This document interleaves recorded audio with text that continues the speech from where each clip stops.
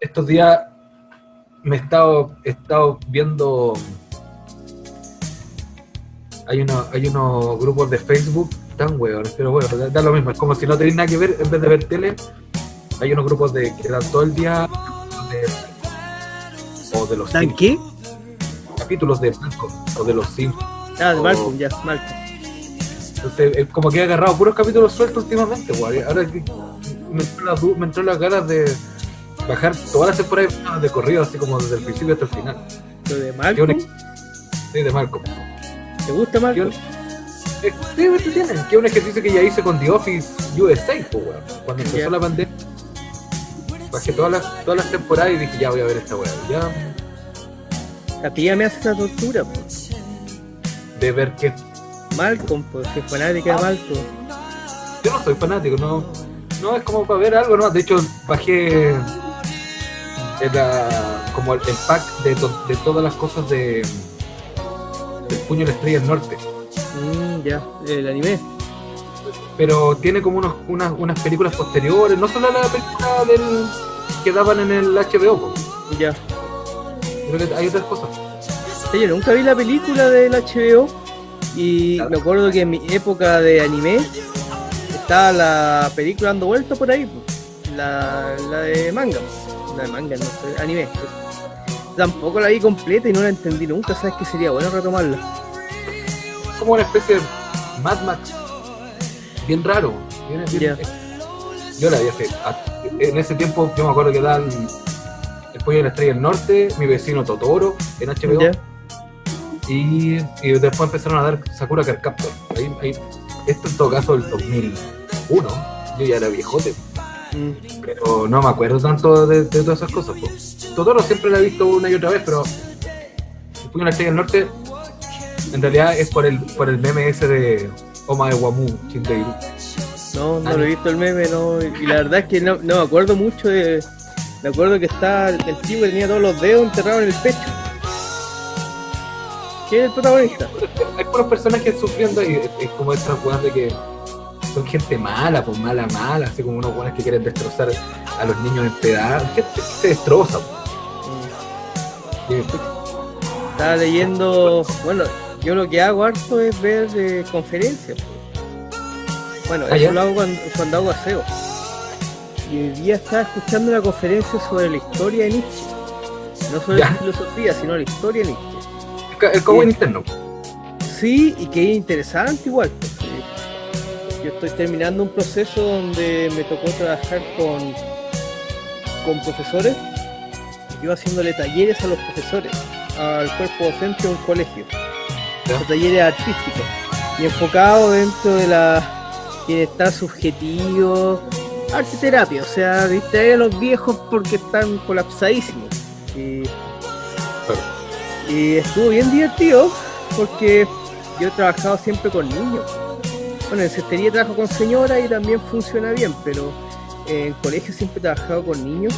Acá con los profes, obviamente no está uno no se gasta tanto en la cuestión disciplinal. Porque cuando uno hace clase en colegio, con cabros chicos, uno como que el 70% de la energía la tiene que emplear en que los cabros chicos no se tiren los materiales por la cabeza o que se porten relativamente bien. Y eso es encantador, es súper cansador. Y ahora no, pues lo pasamos súper bien y hacían este proyecto en el que estoy yo, como que nos hacían charlas para capacitarnos para hacer estos talleres a los profes. Es bueno el proyecto, me gusta harto. Como que tú te tuviste que capacitar para después poder hacerle talleres a los profes. Claro, era súper bueno el proyecto porque de partida, como no podíamos trabajar con los estudiantes, como que le quisieron dar la vuelta. Estos son los talleres artísticos Mineduc, que lo produce Fibra, que es una, no sé cómo decirlo, es una productora, no sé, bueno.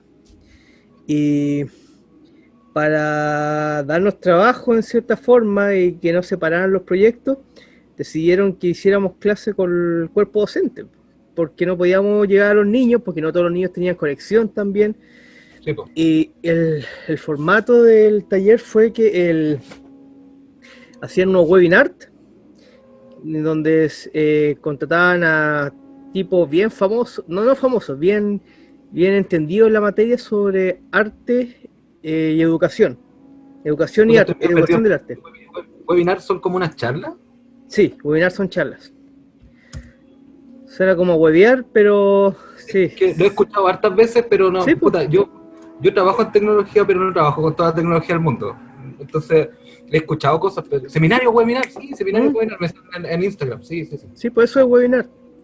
Y estaba bueno porque nos hacían, ¿cómo se llama? Unas charlas, digo, tan profesionales, chilenos, argentinos, etcétera, que eran expertos en educación en colegio. Primero nos hacían esta charla que era global, que eran charlas abiertas, los webinars, entonces nos entregaban conceptos e ideas.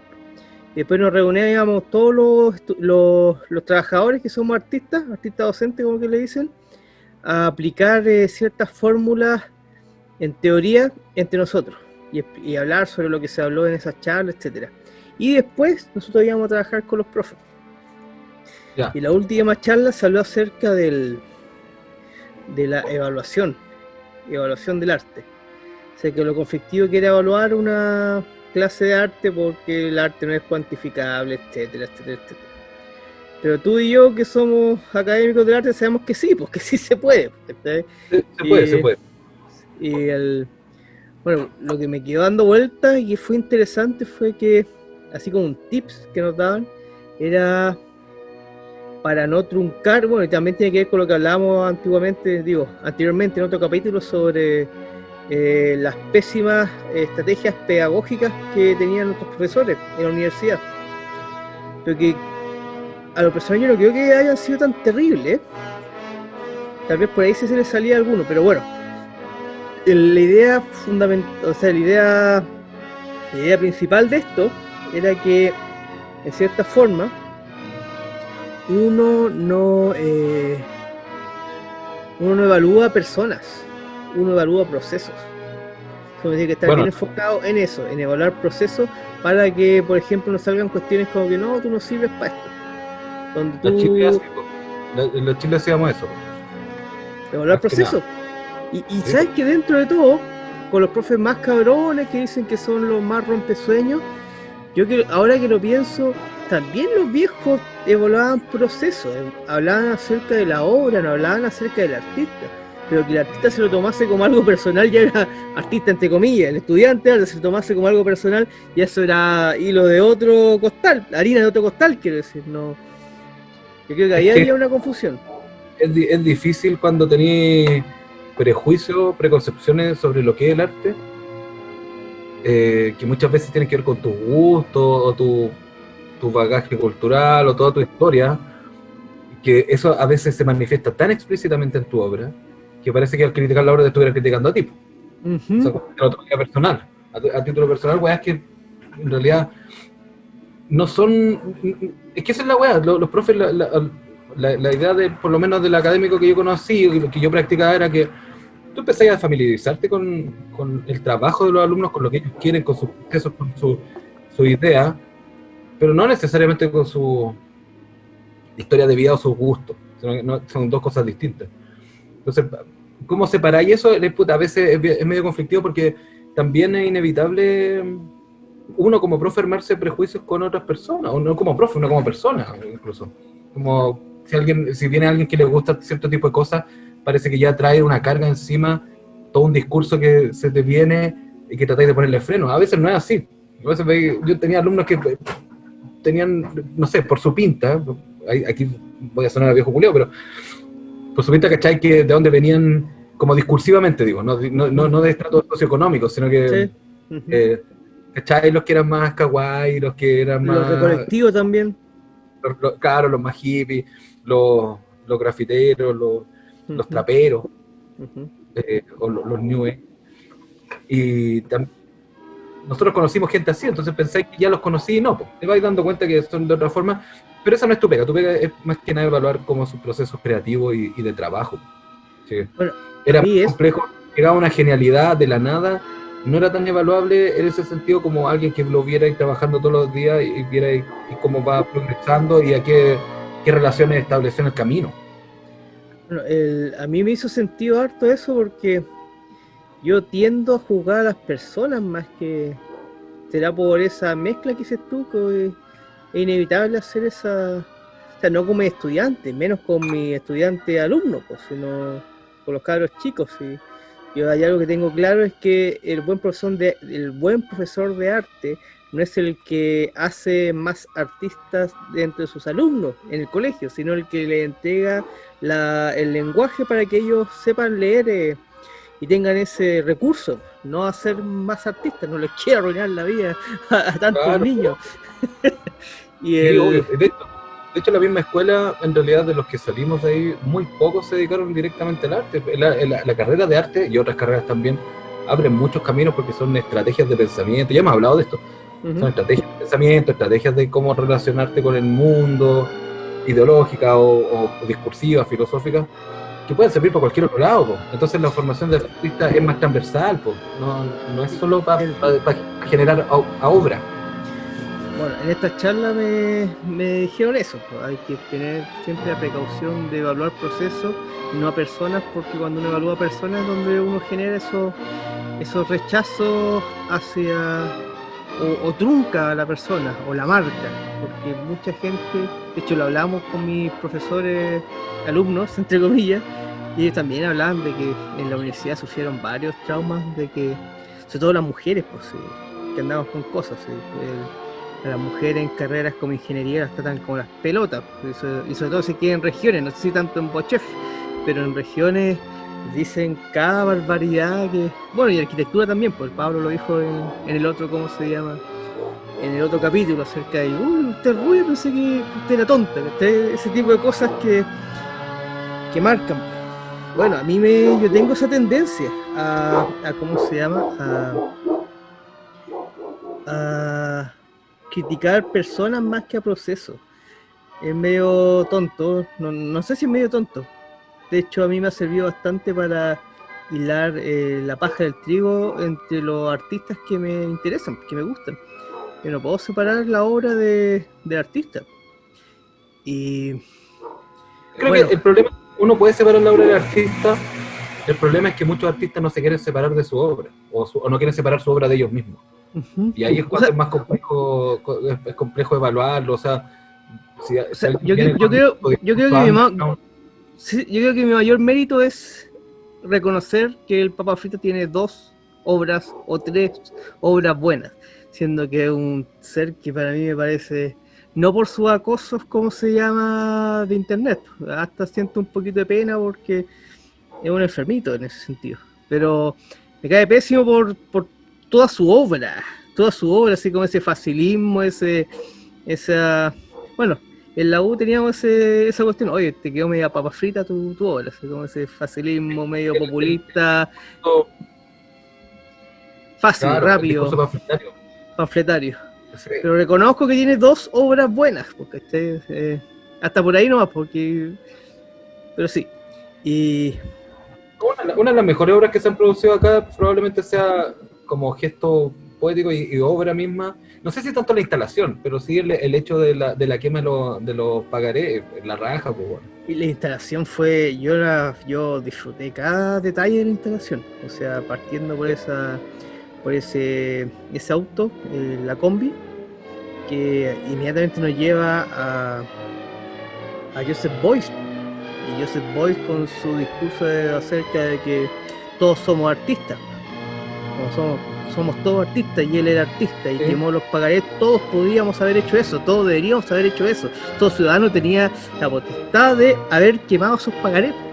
Claro, pero yo prefiero a detalles más mínimos que son como las tallas que uno puede meter entre medio. A mí no me hacen tanta gracia una VIP cortada como que decía PDI, ¿cierto? Y que en realidad tenía unas líneas de cocaína. Y es que hay como que ya estáis metiendo mucho de todo. Sí. La incapacidad de mesura que a veces tienen los gestos, que no podéis meter todo lo que queráis dentro de una misma obra. Para eso, para hacer una serie o expandir más el trabajo. Bueno, a lo que iba yo, que estamos bien dispersos, igual que ha sido la tónica. Ahora, yo sí sí tengo un punto respecto a eso, por ejemplo, en el caso de papas fritas o Delay Lab o algunos gestos así, que es que de alguna forma últimamente sospecho de que como que la censura de parte del Estado viene a ser un nuevo curador dentro del arte, y eso me parece súper peligroso. ¿Cachai? Que de alguna forma hay obras que han tomado un carácter completamente distinto al origen, y ahí sí podríamos no separar al artista de la obra, sino que entender de dónde vienen las obras y cómo es que, de acuerdo al Estado como agente censurador, también es curador y le da cierta importancia a algunas obras solamente por el hecho de censurarlas. De hecho, a Papa Frita le censuraron una obra hace poco. No se la censuraron, lo que pasa es que puso un cartel grande de neón en un edificio y después la municipalidad le pasó parte del edificio por haber puesto esa publicidad. Le pasó algo a esa publicidad. Y en el caso de las proyecciones de Delay Lab intervenías con las luces de parte de los pacos, ¿cachai? Como de la censura, ¿cierto? Creo que es peligroso que de alguna forma las obras se planteen desde ese efecto, desde que pueden ser censuradas y en el momento en que se censuran, el Estado como agente censurador la avala y al mismo tiempo la está curatorando en el futuro. En el futuro podría tener un salón o una especie de grupo de obras censuradas históricamente. Eso sí es raro. Mira, bueno, a lo que voy también tiene que ver con tu comentario. A la tía Pikachu que se la llevaron presa por andar ahí dando vueltas. O sea, tú sabes que era bien ambivalente todo, porque la verdad que yo estoy generando odio por eso. Cocainómanos. Los detesto ya. Los pacos son es que hay que eliminar esa institución de alguna forma, pero de qué forma no hacerlo peor. Porque igual era chistoso. Era como que estaba Pikachu y después estaba el Guasón y estaba el dinosaurio. Como que se quería llegar a Pikachu y esto era tole. Era divertido, pero igual era como que me reía y después Paco de mierda, después me reía y después Paco de mierda. Era como... no es surrealista, es burdo todo, pero bueno, ¿cómo no pueden estar ahí? Y más encima comparado con los otros freaks que andaban dando vueltas en las marchas del rechazo, que esos guanes eran censurables, weón, completamente. Algunos incluso por su responsabilidad histórica. O sea, yo no estoy diciendo que lo censurable era que hubiera unos guanes con... Sí, es censurable que haya unos guanes con armas, ¿cachai? En una marcha. Pero la mezcla de weá, unos guanes poco menos que espartanos con una suástica y con patria y libertad también en el escudo y otra, una mezcla de cosas que los disfraces más idiotas, irresponsables. Es posmodernismo puro esa cuestión. A mí claro. Bueno, todavía nos alejamos del punto en que yo, pero bueno, que también me ha tocado... Eso que fue Halloween. Ni en Halloween hubo disfraces tan pervertidos como eso. Me ha tocado llegar, ¿cómo se llama? Estoy así escarbando con las manos tratando de llegar al punto que quería, pero de nuevo encontré otra roca. Hoy no tenemos tema, así que dale. Claro, que todavía me encontré con una roca brillosa que quiero quedarme mirándola un rato. Me ha tocado ver, bueno, he consumido harto internet, siempre consumo harto internet en la semana. Y llego de una u otra forma a estos videos de los estúpidos del rechazo, porque lo publica la gente y le coloca estas versiones con flauta destemplada. No sé si la has visto. Sí. Y hay una página que parece que se llama Cosas que nunca han pasado. Y está este idiota del izquierdo con dos pelotudos de su movimiento. Y hay uno que es el típico flaite mitómano arribista, ¿cachai? Y empieza a contar de que lo llevaron detenido y que un carabinero le preguntó: ¿vos soy el del rechazo? Sí, soy yo, y que le pegó una patada y era como, yo no veía la cara así, yo no se ha topado yo me topaba un par de veces con esos enfermos, me alejo de esos enfermos como de la peste, y se notaba que estaba inventando todo y contaba una historia de que le habían pegado unas patadas porque era del rechazo, un carabinero le pegó una patada porque era del rechazo.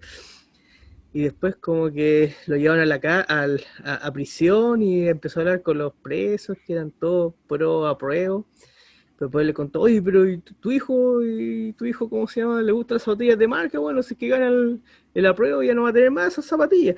Y después lo hacía saltar a todos en la cárcel así como, rechazo, Ah, no, rechazo. ya, no. Eran unas historias, pero enfermantes. Bueno, ahora le voy a dedicar tiempo a la edición y voy a colocar esa cuestión porque Qué tontera, man. yo lo cuento y no suena nada, pero cuando uno lo ve, y además con esta edición que le hacen, que le colocan, ¿cómo se llama? Una flauta destemplada, y empiezan a tocar en flauta destemplada, así como...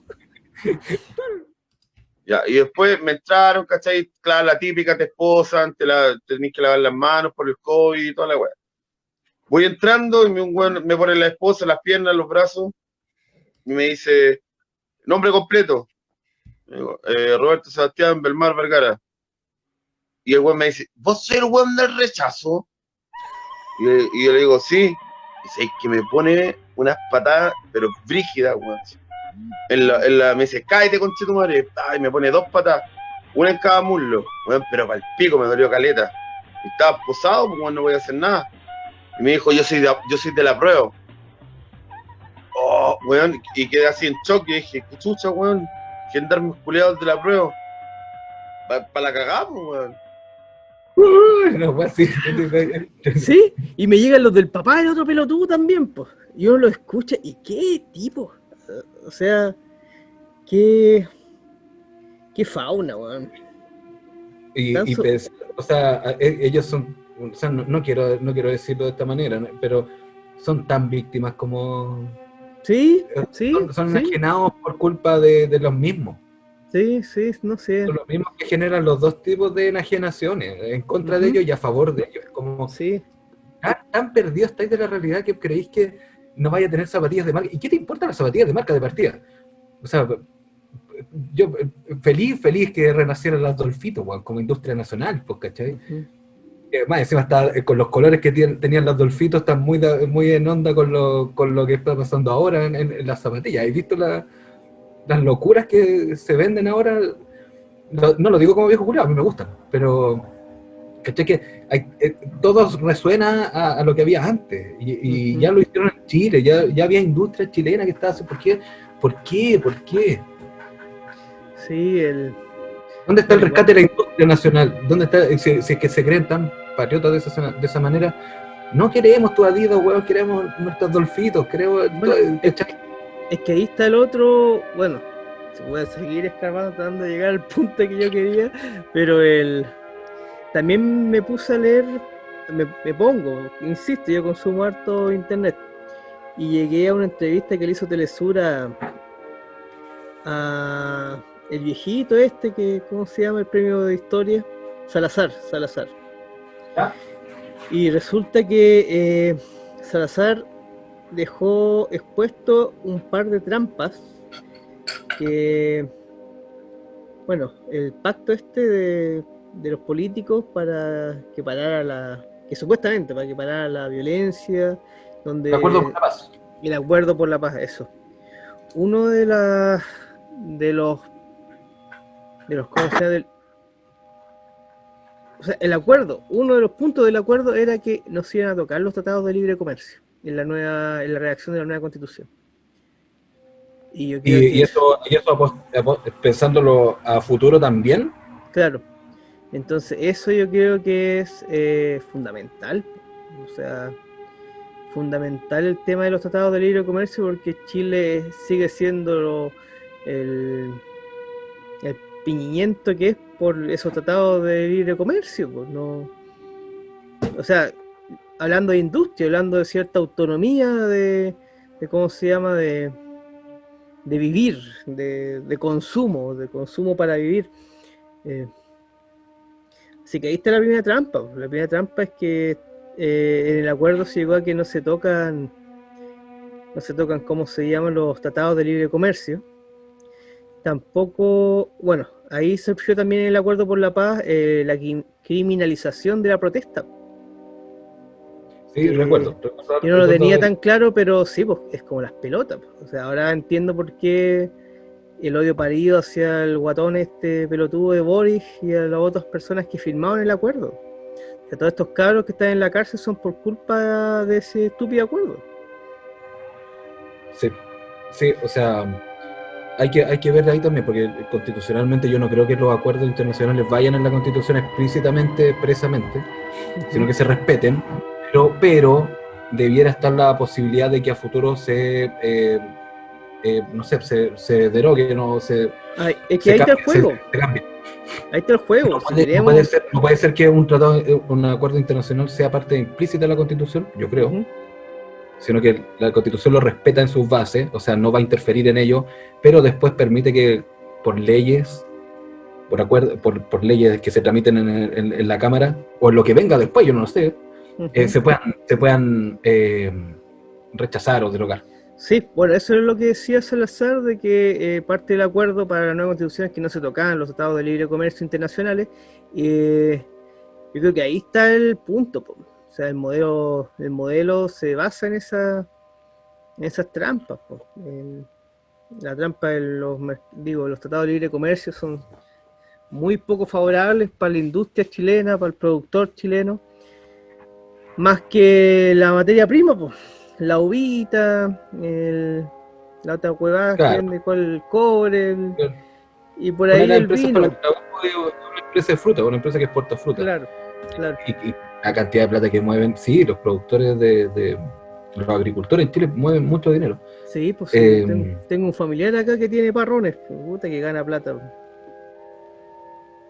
Ahora, yo no estaría en contra, por ejemplo, de la exportación de vinos, por ejemplo. El vino es un bonito ejemplo de lo que sí podría pasar, que es un producto nacional, es una hueá que se desarrolla acá y se produce acá, ¿sí? Y con estándares internacionales no es llegar y producir nomás, o sea, no va a haber deforestación en la Araucanía para poner viñas porque tal vez las cepas no se dan allá o cosas así, ¿okay?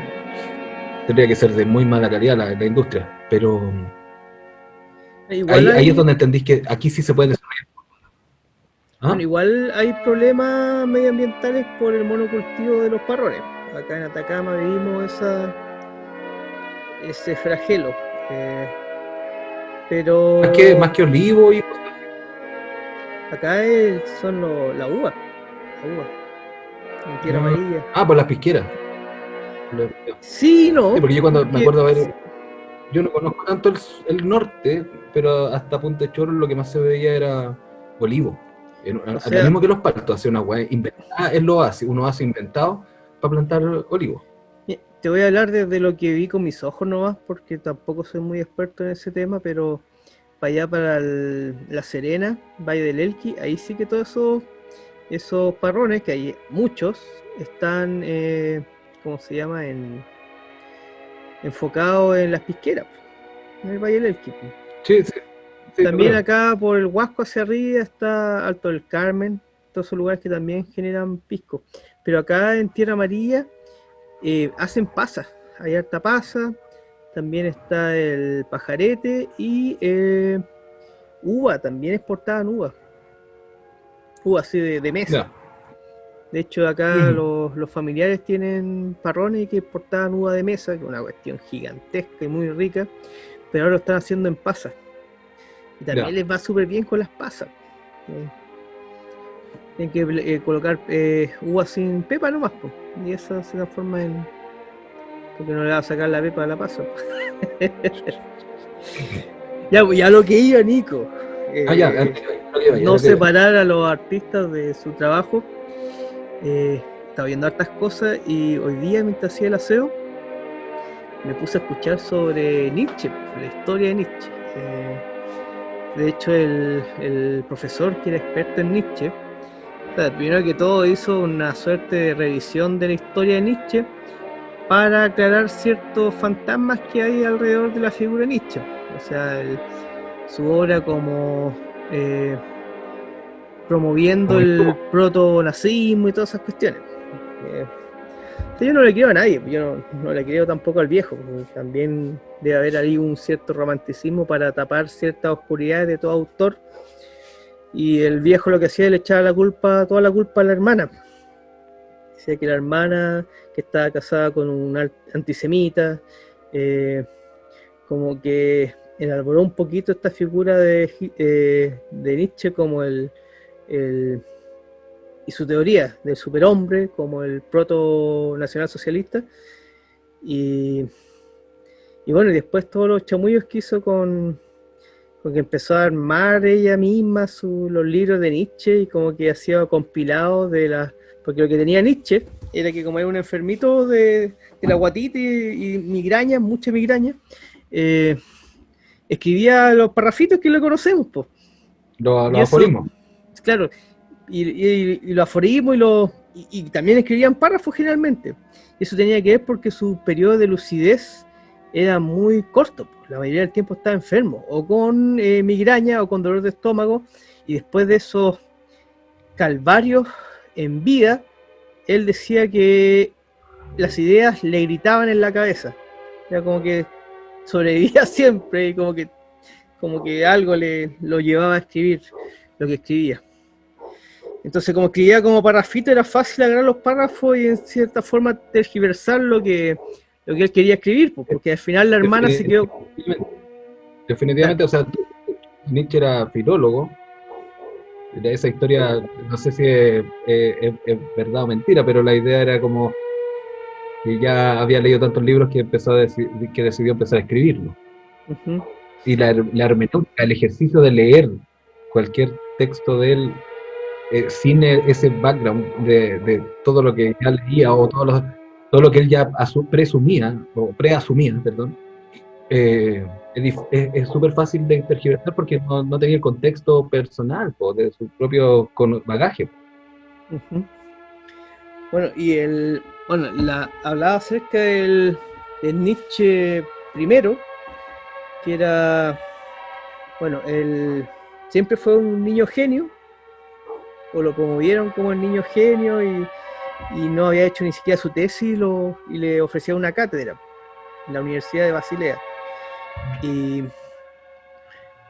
conoce a Wagner, y ahí va mi punto hacia Wagner más que Nietzsche, pero estaba comentando que llegué a ese lugar por esta charla sobre la vida de Nietzsche, y es interesante cómo presentaban a Wagner, porque Wagner, de cierta forma, él era el artista oficial del Segundo Reich, de Bismarck, que en cierta medida, mira, cacha, ya en esa época, donde está este capitalismo individualista muy a flor de piel, la industrialización por parte del Segundo Reich, Bismarck lo que hizo fue industrializar a Alemania, más que culturizarla, que era la crítica que tenía Nietzsche hacia él.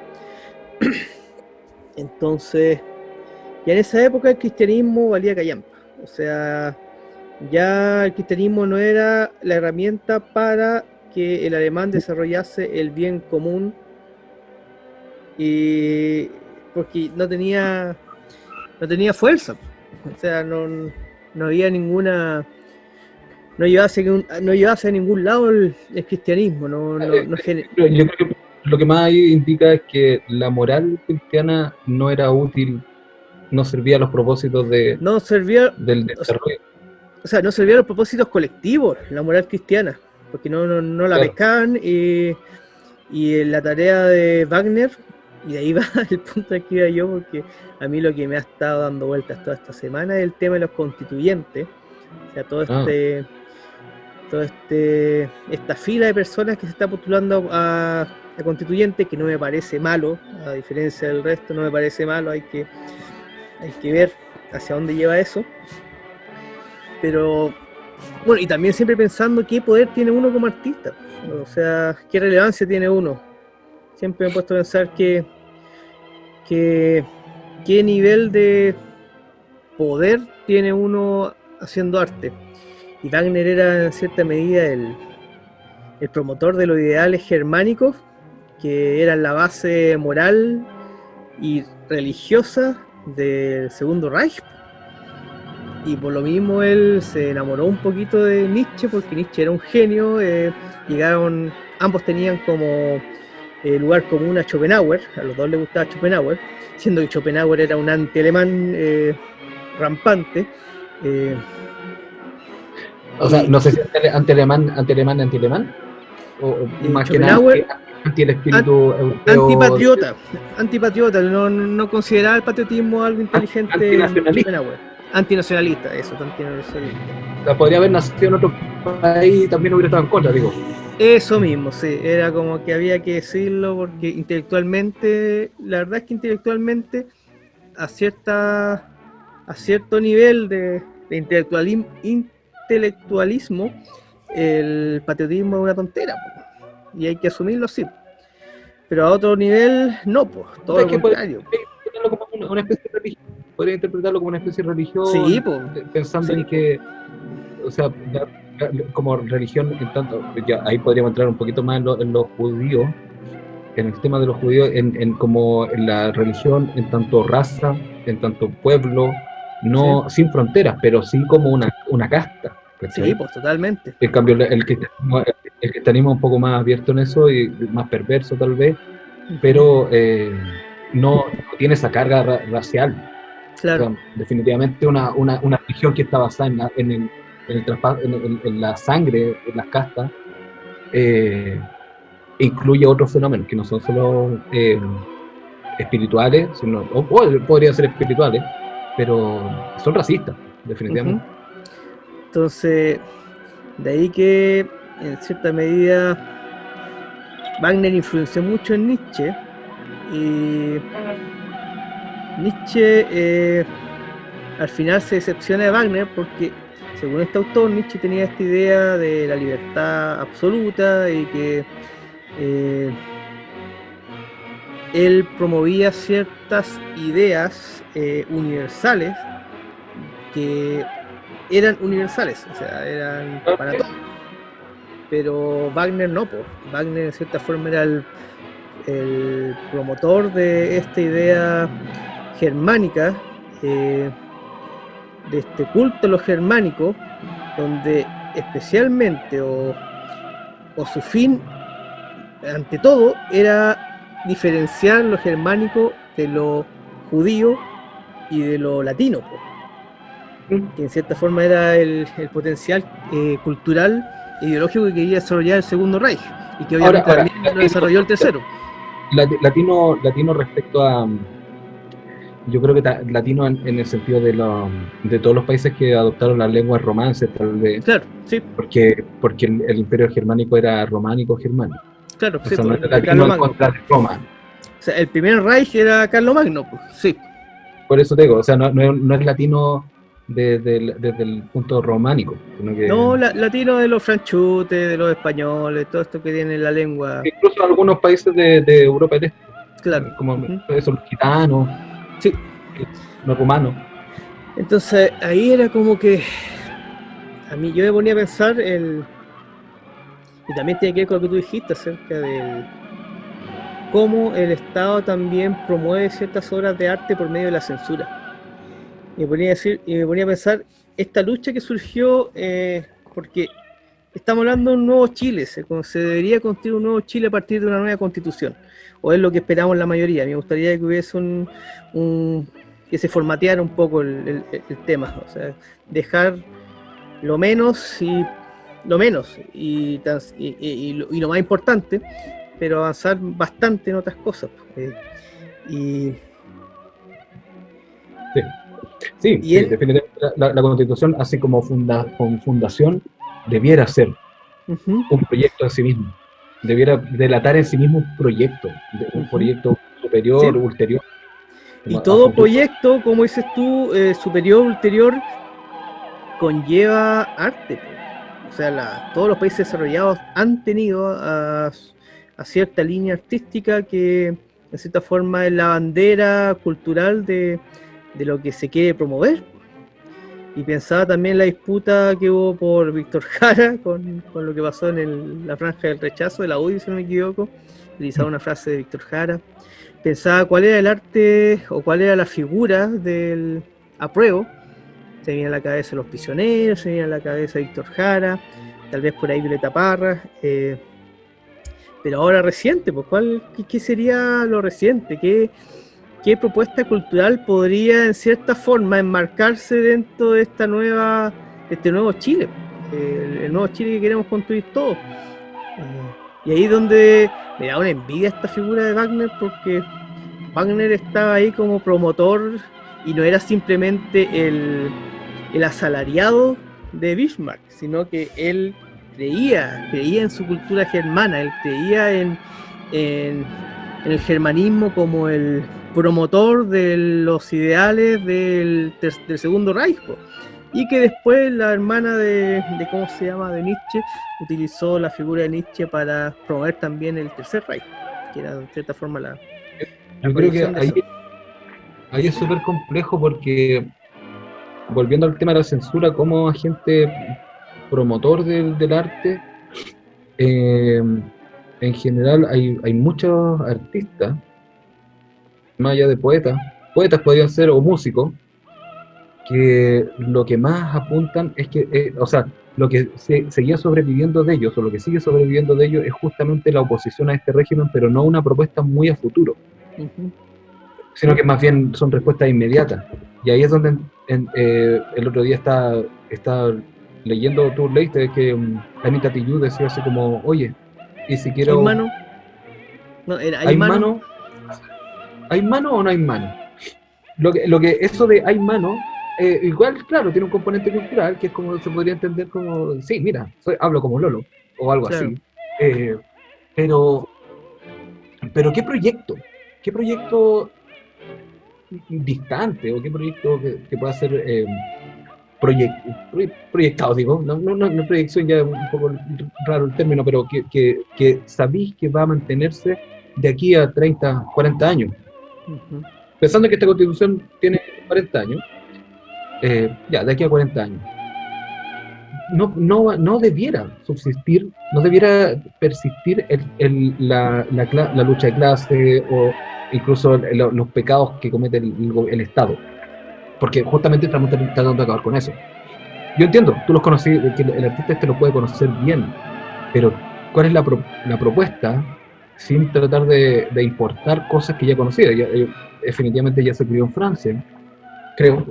Se crió en Francia y no vive en Chile. Si esa era la cuestión que yo trataba de ser bien buena onda, decía, ya, pero igual puede aportar, porque igual vivía en otro lado, weón. Concha de su madre, no vive acá, no se crió acá, weón. ¿Qué onda, weón? Claro, o sea, en ese sentido los prisioneros podrían aportar más como propuesta de futuro, más que solamente una propaganda de otros modelos. Esto tampoco se trata de que vamos a importar modelos, no creo. Es que no hay una base, no es copiarle la constitución a otro país. Entendemos que constitucionalmente en otros países hay cosas que están protegidas, bueno, rescatémoslas, pero no todo, pues. Hay que también un contexto económico también, pues, o sea, sí. Entendemos que en Europa en un momento hubo plata de sobra, más allá si fue importado o no, colonizada, de extractivismo desde las colonias que tenían. Nosotros no tenemos colonias, lamentablemente. Pero es sabido que la socialdemocracia de Europa está sobre el imperialismo que tienen estos países, pues. Por eso te digo, pues, claro. Entonces, tampoco se trata de que aquí a 40 años más tengamos problemas como los que tiene ahora Europa. Justamente por cómo te haces cargo ahora de todas tus colonias. No digo que tengamos que tener colonias, pero pero las colonias podría entenderla incluso como el extractivismo de los recursos naturales. Claro. Eso también podría ser una colonia de Chile. Entonces ahora vamos a basar todo nuestro bienestar en que estamos sacando cobre como locos, estamos moviendo, deforestando para plantar eucalipto o no sé qué otra weá, pino radiata. Ahora, yo entiendo que también esa plata casi nunca nos llega a nosotros, o sea, pero no podía aspirar a tener esa caja, ese fondo. No es eso de lo que vamos a vivir, tenemos que vivir de otras cosas. Y esas otras cosas son productos nacionales, no son materias primas que podrían estar en cualquier lado. Esta semana, además, he estado todo mezclado y he estado todo confabulado. Terminé de ver Inés del alma mía, algo así se llama. Esta serie ¿Ya? española chilena sobre Inés de Suárez. Me gustó, porque a mí me gusta mucho la figura de Inés de Suárez. Tía está emocionadísima también, pues sí. Le gusta el tema ese de las mujeres empoderadas. Y igual me impresionó que no supiera el hito de Inés de Suárez, de que le cortó la cabeza a los caciques y se las tiró a los huevos. Y con eso salvó a Santiago. Me impresionó que no lo supiera. Pero bueno, da lo mismo. Y ahí yo me ponía a pensar. No es tan yo creo que no es una figura tan alejada, o sea, es contradictorio en estos tiempos, en estos momentos, pero cuando entendí que hay una figura que mata a un enemigo, eso es lo rescatable. Después podemos entender que el enemigo no era tal vez era víctima de su contexto. No lo sabía y tampoco hay un cuestionamiento a que lo haya hecho, creo yo. Se entiende además porque, como se muestra en la serie, y también es sabido, venir a Chile no era venir a hacerse rico, pues, sí. Era sabido que Los primeros que vinieron pensaban que sí. Almagro sí, po, pero no Pedro Valdivia, no Pedro y Inés, po. Ellos venían en busca de cierta libertad, venían en busca de construir algo ajeno a lo que tenía a los españoles en Perú en guerras civiles. Ellos buscaban otra cosa, pues, y eso era bonito. Y la batalla entre los españoles y los mapuches se manejaba en unos códigos de tanto honor. Los mapuches le tenían tanto respeto a Pedro Valdivia, como Pedro Valdivia le tenía tanto respeto a los mapuches guerreros, que era una guerra de igual a igual entre guerreros, pues. Más o menos. Yo creo que lo único diferente ahí, tal vez, es que, por ejemplo, en la guerra intestina de China, muchas se desataron por el sentido de unificación de algunos clanes y otros que querían defender su propia identidad. Entonces, esa es la única diferencia. O sea, que acá no era una unificación, era una expansión, ¿no? Sí. Pero ¿cuál era el proyecto que queríais establecer? Porque yo entiendo que la guerra de unificación tienen un proyecto encima. Mira, tienen un proyecto súper importante encima. Pero ¿cuál es el proyecto de alguien que solamente busca expandirse? Eso es lo que a veces hace falta también. ¿Cuál es la visión de qué es lo que quiere hacer? No solamente conquistar y conquistar. Ya sabemos que los grandes conquistadores tenían un proyecto encima. Y la gente cultural era súper importante. En las crónicas de Vivar figura un hecho que nadie comenta, que no les sirve a nadie, menos le va a servir a los que han promovido la historia de la llegada de los españoles desde la independencia de Chile, que son los británicos y los yanquis, porque no han hecho más que propaganda antihispánica. No les interesa que rescatemos nuestra herencia hispánica. Es que porque ellos son porque estos buenos mataban. Esos buenos aniquilaban, sí. Claro. Bueno, hay un hito importantísimo entre Michimalonco y Pedro Valdivia. El número lo tengo perdido, pero sale en las crónicas de Vigar, si no me equivoco, que mi papá siempre me habla de ellas, tiene un libro gigante, que Michimalonco, entre todas las cambiadas de chaqueta que tenía, porque él estaba acostumbrado, sí, Michimalonco de partida él no era mapuche, era picunche. Y además de ser picunche, él mucho tiempo estuvo bajo la sumisión del Imperio Incásico. El Imperio Incásico llegó hasta la zona central, estuvo ahí. Hasta en Codegua hay un resto de... ¿Cómo se llama esto? Bueno. Tambo. Le tenían otro nombre en Codegua. Las tamboreras le dicen también. Bueno, ya me voy a acordar de eso. Y el gran hito es que Michimalonco le entrega a los españoles, no me acuerdo bien si suena 50 o 100 mujeres vírgenes a los españoles, con el fin de construir la nueva nación Bueno, después es sabido que, bueno, no hubo un buen manejo, no hubo un manejo igualitario entre los españoles y los indígenas. Al final los indígenas pasaron a ser las encomiendas, que eran esclavitud disfrazada. Sí hubo muchas políticas desde el centro administrativo, que era la corona española, eh, para manejar eso, para que no hubiesen abuso. ¿Por qué? Porque a la corona española le interesaba expandir la palabra de Dios, po. Y los indios eran, ¿cómo se llama? Futuros cristianos. O sea, supuestos de impuestos. Claro, Sujetos claro, sujetos sujetos de impuestos. Y futuros cristianos, ¿sí? Pucará, Que Pucará, también, todo esto, Pucará, que era el también, nombre. también es importante que hayan sido cristianos, a diferencia de los negros. Sí, Y el, bueno, las cartas y las medidas para evitar ¿cómo se llaman? Los abusos que hagan en el camino, pues igual queda bien lejos, pues, España de Chile. Bueno, no había internet, no había internet. claro, a lo que voy yo es que, ¿cuál es nuestra identidad? Pues? ¿Hacia dónde va nuestra cultura? ¿Qué queremos hacer nosotros? ¿Cuál es nuestro rol como artistas? ¿De qué forma podemos colaborar más que estar metidos, que igual hay que hacerlo, estar metidos en los cabildos para informarse y tratar de tener una participación activa en el proceso de elección de los representantes, etcétera? ¿Cuál es nuestro rol? ¿Hacia dónde va dirigido nuestro arte? ¿Qué nos toca hacer a nosotros como En artistas ese para sentido, dirigir, en cierta forma, culturalmente este proceso? Más que seguir levantando la banderita de Violeta Parra o de Víctor Jara, po, o de Los Prisioneros.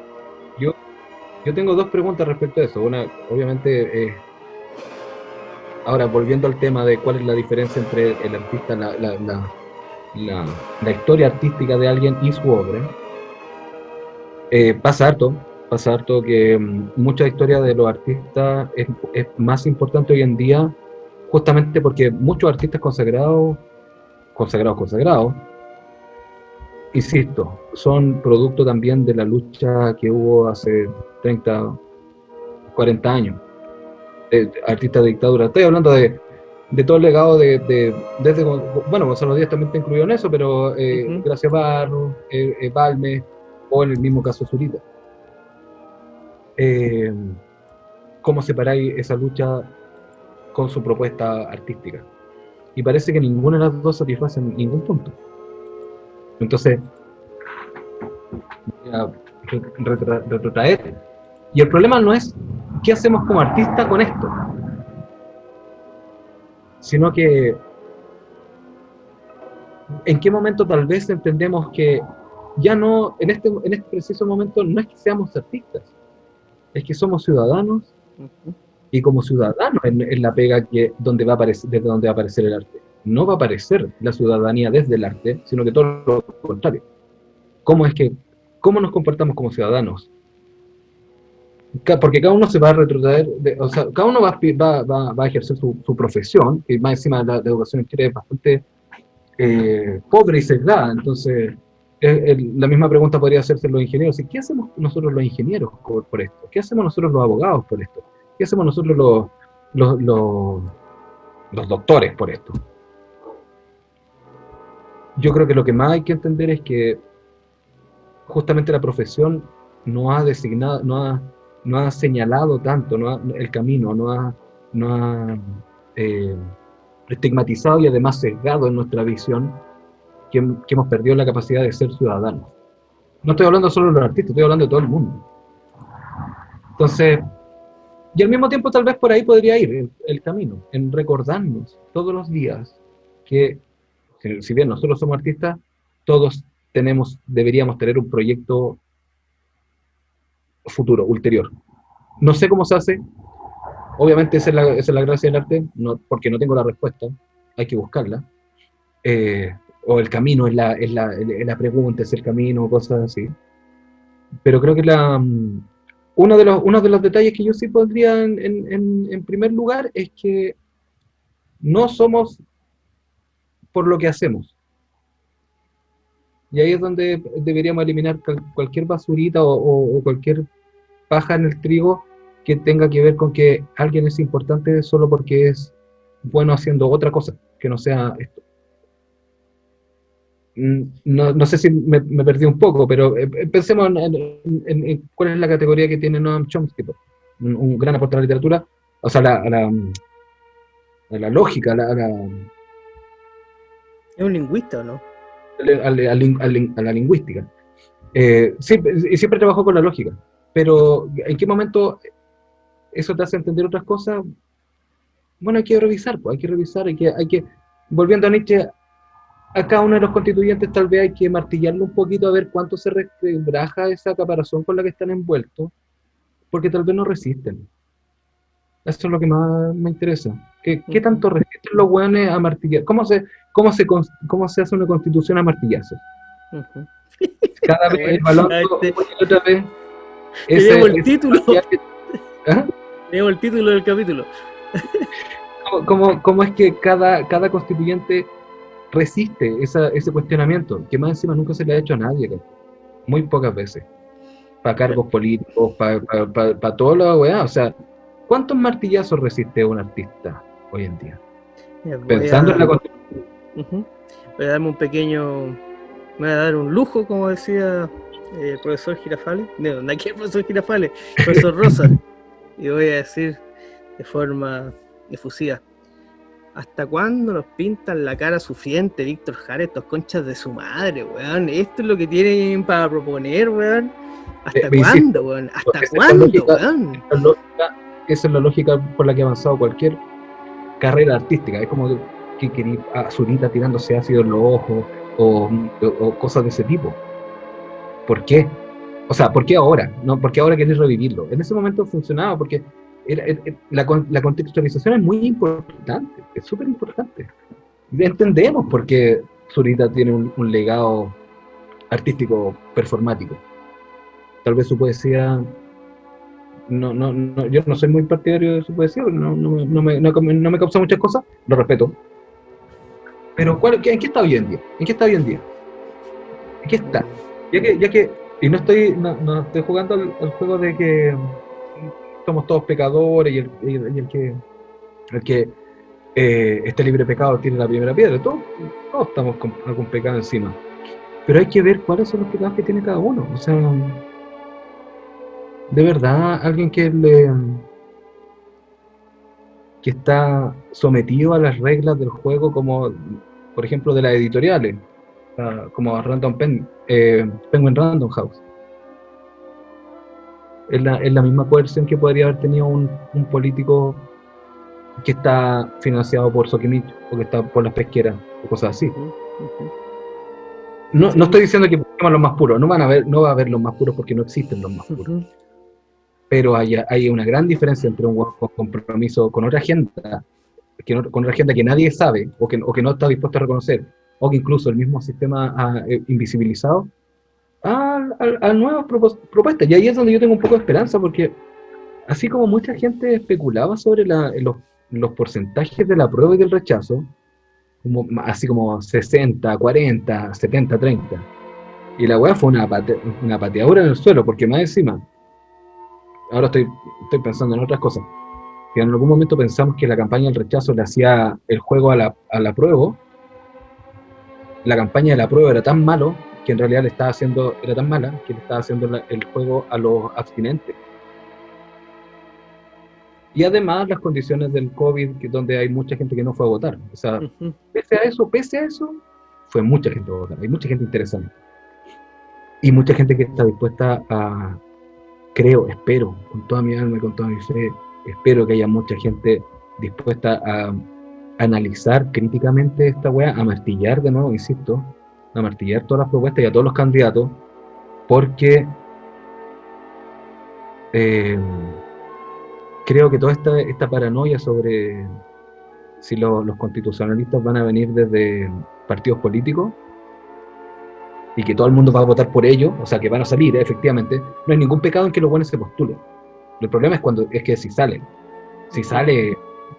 Saldívar, si sale electo Heraldo Muñoz, no sé con quién quieráis. Ese es el problema. Y creo que esos buenos están jugando sobre cierto en un juego que ya no entienden. Entonces, no tengo ningún problema con que se postulen. Tengo la fe en que no van a salir ni cagando. Eso es lo que creo. Oye, ¿sabes qué fenómeno me gustó mucho? El de, hablando de porcentaje, la encuesta que más se acercó y por un poquitito no dio el resultado exacto fue el de la Cosa Nostra. Bueno, Y eso le hicieron increíble. eso le hicieron por donaciones. Están los profesionales, y mi papá siempre ha dicho, la revolución no la van a hacer los proletarios. Esos buenos son enajenados, no hay que esperar nada de ellos, son palos quemados. Los que mueven la máquina son los profesionales, la, entre comillas, clase media. Y ahí tienes como unos huevones profesionales, por medio de una encuesta y por medio de, ¿cómo se dice? Donaciones, por medio de donaciones, hicieron una encuesta con profesionales de primer nivel, profesionales, o sea, profesionales quiero decir, no... más que asalariados. Yo lo entendería como alguien que, un profesional es alguien que le tiene mucho, mucho respeto y amor a lo que hace. A su profesión, eso. Más allá de si estudia o no. Sí. Y le dieron ahí en el clavo. Y esa cuestión lo encuentro fenomenal. Y tú sabes que Chile es adicto a las encuestas. Tiene ahí un nicho de poder. Yo creo que era adicto a la encuesta. Porque lo que van a demostrar esto es que las encuestas siempre fueron tan manejadas que o sea, las CEP, las fundaciones que siempre dicen así como no, esto no va a pasar o va a salir este otro weón, lo que más hacen son campañas de influencers, hacen una pega un poco más millennial que influenciar a la gente. Que mucha gente no sabe por qué mutar, entonces vota por la mayoría, pues ser hincha el colo, weón, y no tener nada que perder al parecer. Ahora último está por cagar, pero bueno. La mayoría atrae a ese público difuso. Y las encuestas lo que hacían era eso, influenciar. En cambio ahora estas encuestas que ni siquiera influencian, porque fue una encuesta tardía además, o sea, no lo anunciaron, no dijeron, mira, esto es lo que va a pasar. No lo podían decir porque ya se había acabado el plazo. Entonces después se comprueba nomás, se constata.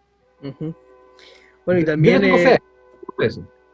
También el hecho de que ellos anunciaron también de que ellos le ponen el piso a cualquier independiente porque ellos tienen tal nivel de arrastre de gente de base, weón, que le dan el piso. Estamos pensando si le damos el piso a independiente que quieran o hacemos una suerte de selección, no sé.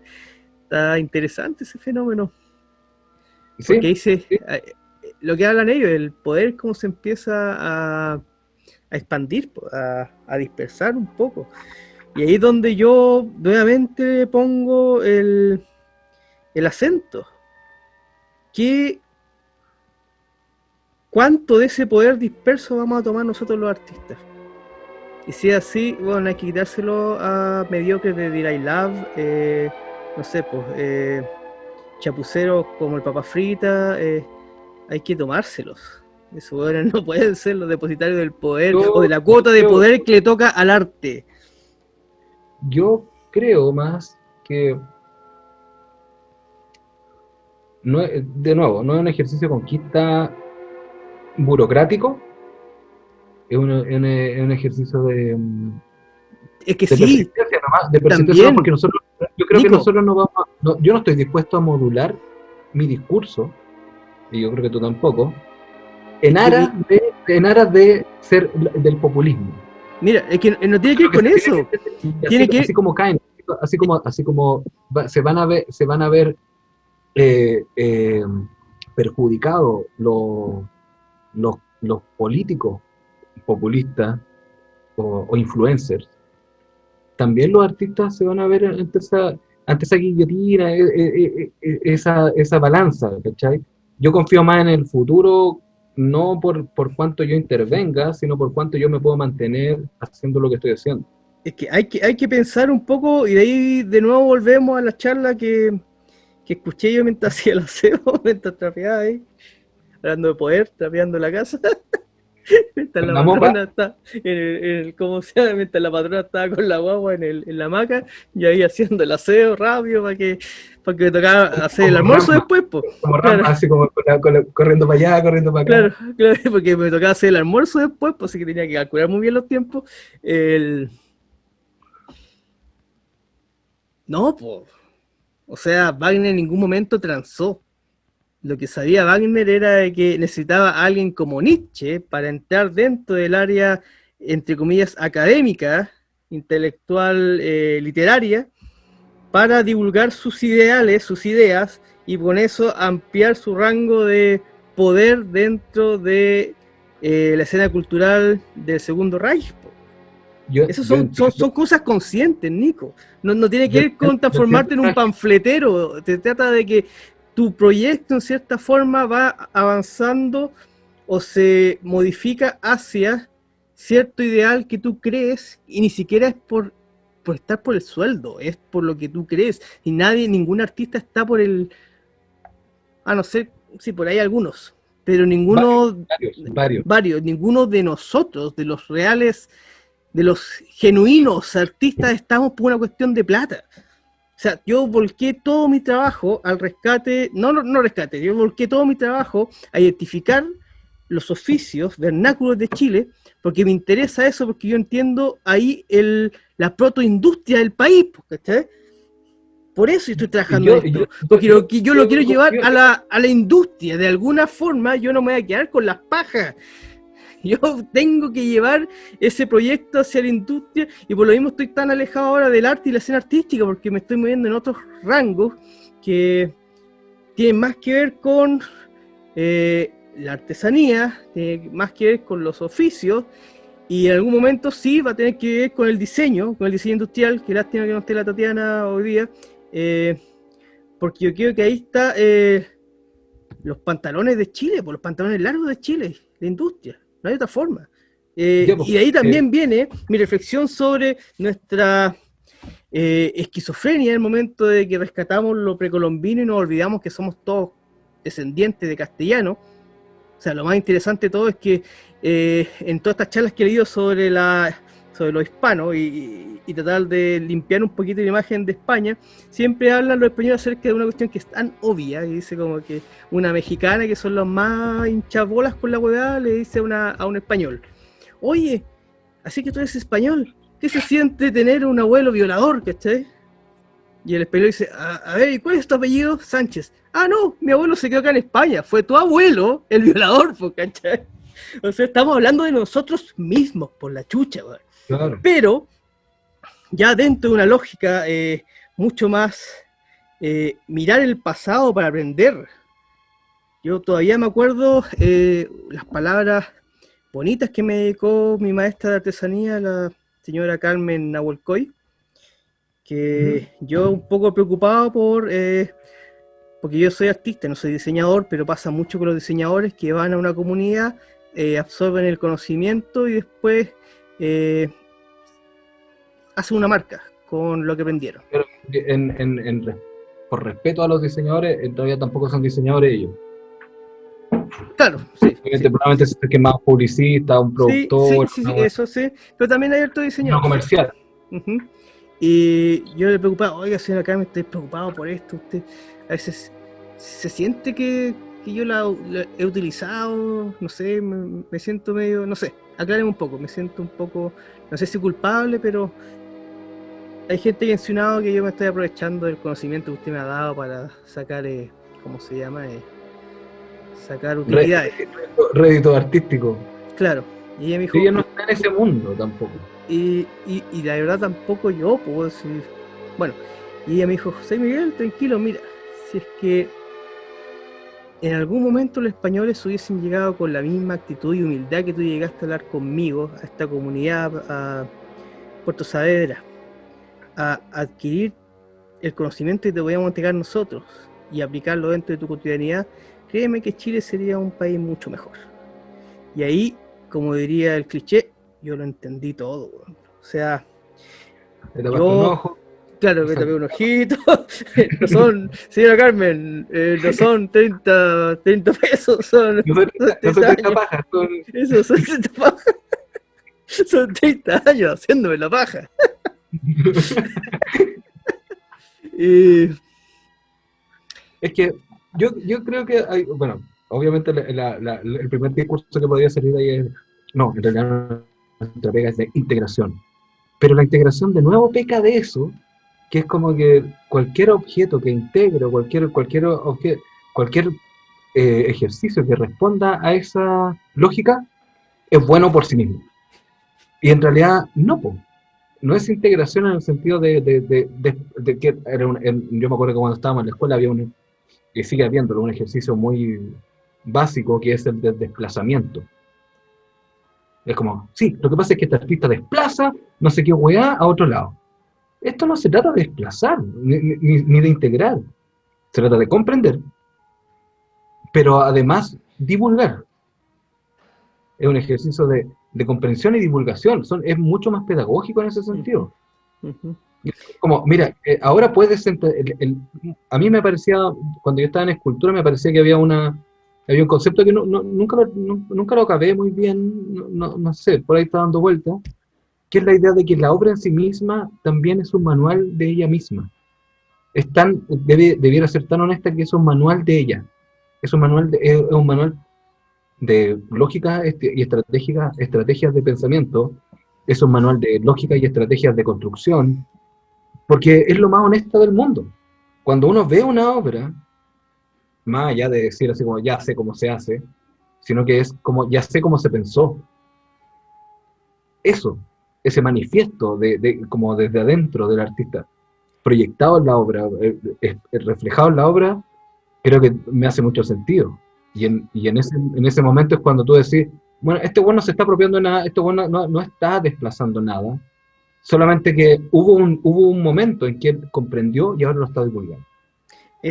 Mira, El ujú. artista como medium, Sí, dos cosas ahí. La eso me primera es gusta mucho. que, la primera es que lo voy a llevar a un campo mucho más práctico. Me gustó como lo dijiste, pero lo puedo traducir un poco a un campo súper práctico, que a veces yo creo que por arquitectos o diseñadores que se acercaban a mí y me preguntaban y que querían trabajar conmigo y que me hablaban sus resquemores. Y por ahí yo entré un poquito en la paranoia, y ahí fui a hablar con la señora Carmen y me lo aclaró todo diciendo que no me preocupara. Y también yo, en un momento contagiado con estos serviles, me empecé a preocupar porque una de mis maestras estaba enseñando a hacer la pilgua y lo enseñaba en una feria artesanal, la Feria Artesanal de la Católica. Otra de mis maestras que es Mercedes Huincateo. Y un momento como que me vino un poquito ese dolorcito en la guata, puchas, no debería enseñar pues, para que no le hagan competencia. Y después me puse a pensar y después de hecho como que me lo aclararon y de hecho la señora Carmen me dijo, enseña la técnica. Y yo decía, pucha, ya, pues la voy a enseñar, pero bien lejos de la señora Carmen para que no le hagan competencia a la señora Carmen. Pero después entendí la lógica de ella, que es completamente distinta a la lógica de estos chupasangre otros que me metían su mierda en la cabeza. Porque, de hecho, mi gran revolución interna fue haber estado allá con la señora Carmen porque entendí no el anticapitalismo, entendí otra lógica distinta al capitalismo empíricamente, no por un librito rojo escrito por un barbón burgués. Lo entendí empíricamente relacionándome con esta gente que fue un pequeño paraíso dentro de la vorágine de la Mira, vida. definitivamente yo creo que, por ejemplo, un superhombre, si es que queréis ponerlo así, es todo lo contrario a un personaje de la Guerra de las Galaxias de Disney, donde está esta niña que inmediatamente sabe hacerlo todo bien. ¿Cachai? Que es como, descubrí la fuerza, ahora sé pelear, ahora sé matar a todos los hueones, ahora sé manejar todas las naves espaciales del mundo. No, weón, no. Entiendo tan bien el contexto y Y me gusta, no sé si una apreciación marxista, pero cuando entendís cuáles son los métodos de producción, cuando entendís cuál es el valor de las cosas, ya podís incluso también desligarte de la producción de esas cosas. O sea, yo si quiero saber hacer todas las cosas del mundo, está bien, porque así voy a poder saber valorarlas, pero eso no significa que yo voy a ser autosustentable. Somos buenos, es un mundo mucho más complejo que solamente saber plantar papas y comer papas todo el año. Entonces,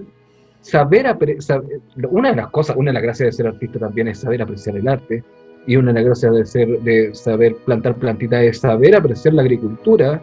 No digo, si yo sé plantar plantitas y me gusta, no significa que yo voy a ser mejor que un agricultor o un buen especializado. La especialización en esos ámbitos es súper importante. Y si la señora Carmen quería enseñarle a todos cómo se hacía algo, era para que después, cuando el otro diga, bueno, yo no tengo tiempo, no voy a hacerlo, pero lo necesito, sé que puedo recurrir a ella porque ella sabe cómo se hace y mucho mejor que yo. Y lo más importante, apuesto que cualquier japonés sabe hacer una katana, Juan, pero el respeto que le tienen a los artesanos que fabrican una... Bueno, y como dices tú, para complementar lo que tú decías, que no me dejaste decirlo a mí, me interrumpiste, lo dijiste más bonito, es que sí, pues yo enseñándole a muchas personas que le he enseñado estas técnicas, y a la señora Carmen enseñándole a todas las personas, Mercedes también, de esta forma, es enseñarle a la persona también, de una u otra forma, que entienda cuánto tiempo se demoran ellas en hacer ese canasto que después le están regateando. Claro. Así de básico, así de fácil, así de... Y ahí y el señor Carmen me dijo, enseña. Y ahí estoy enseñando. Antes tenía pudor con cobrar, pero no. Y le he enseñado a tantas personas que he hecho compradoras compulsivas de canastos en ferias artesanales. Y he hecho como 30 de esas señoras acá en Atacama. Lo raja, o sea, en el colegio, si en la escuela, en el colegio te enseñan algo de castellano, literatura, algo de matemática por el lado ingenieril, es para que también entendáis que hay weas que, incluso por la flojera, no quería hacerla, o por la vida misma, no quería hacerla, pero entendís que hay otros weones que lo hacen, y lo hacen mejor que tú, sepáis cuál es el valor que tiene esas cosas, cuál es el valor que tiene el conocimiento. No es llegar y decir así como, pero si esa wea yo no podría haber hecho la idea del tipo que llega a arreglar el reloj, le dice, este reloj está malo, o lo mira, lo abre, lo sopla y queda funcionando, y le dice, bueno, no te demoraste en nada, ¿por qué me estás cobrando tanto? Le dice, no te estoy cobrando por mi tiempo, te estoy cobrando por todo lo que esté detrás de eso. Todo lo que uno sabe detrás de eso, esa poca apreciación, que además, bueno, yo no sé, pero está en todo ámbito de las cosas, En otros países es muy bien pagado de alguna forma el maestro, no el maestro Chequilla, sino que entendís que el maestro que te viene a arreglar el calefón no es un weón que sabe hacer una operación que es cambiarle la membrana a la weá. No, pues weón, o sea, no puede ser tan simple las cosas. Estáis rebajándolo todo al mérito a los méritos que podría tener no estoy denigrando a nadie, pero al mérito que podría tener alguien que sabe vender McDonald's, al mérito que tiene alguien que sabe atender un call center. Ese tipo de trabajo se queda ahí y no es un valor para el que trabaja en eso. Y eso también es terrible, que el trabajo no enseñe, solamente sirva como algo, como un autómata. Otra de las weas que del modelo que podríamos cambiar o podríamos proyectar como en otro sentido. Sí, es que yo encuentro que es primordial parar con el libre mercado, parar con el... O sea, tal vez pausarlo, lo que pasó con la pandemia, que separó todo el flujo de mercancía, no sé si pasó eso, pero uno pensó que tal vez podía haber pasado eso. Que Chile aprenda a vivir y que coma lo que tiene, o sea, ¿por qué tienen que estar importando huevadas? ¿Por qué tiene que estar importando huevadas si tiene gente que puede hacer cosas? tiene gente que puede, ¿cómo se llama? O sea, el proceso que vivió Alemania en esa época, industrializar Alemania, también se podía desarrollar cierta industria, y ahí es donde yo voy hacia mi sangre Peñi, con cierta